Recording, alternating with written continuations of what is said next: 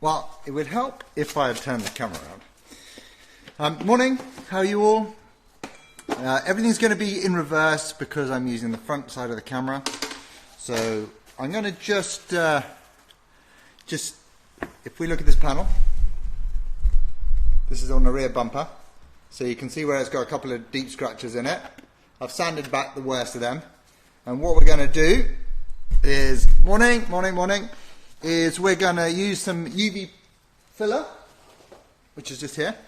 So this is the new UV filler from FX Specular. You can find them on Instagram at FX Specular. And it is cured by using an ultraviolet light or a UV lamp. So it comes in two colours, this sort of blue, duck egg blue, and a white. And instead of doing a time lapse, I thought we'd just do a live video. So hopefully you can understand me and you can see what we're going to do. It all makes sense. We're going to use the FX Specular UV light. Really nice little robust light. When working with UV products, don't forget you need to wear health and safety, skin, cover your eyes. That's pretty much it. So here we're going to go. Everything will happen quite quickly, so I probably won't be looking at the screen because I'm going to be looking at what I'm going to do here. So you'll see, right, if I turn you around, there we are.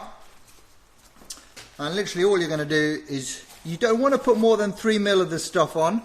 So just scrape a little bit out and just spread it in like you would any normal filler. You know, press hard on your first spread so that you get it right into the cracks. It's very, the consistency is very creamy of this product. It's not like another Bondo that you're used to out there.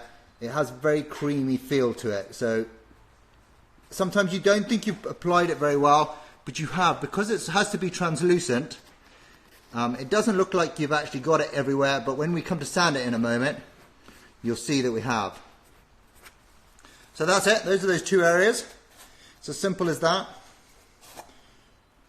You can scrape some back in there. Always keep the lid on this because it is cured by ultraviolet and you don't want sort of sunlight and stuff getting to it.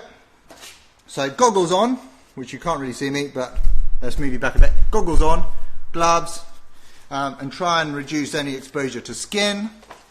And literally, oh no, failure. Right, lesson learned here is always make sure your light is charged, which this one wasn't. So bear with me 2 minutes, I'm going to go for a backup one. Hold on, I'm coming right back.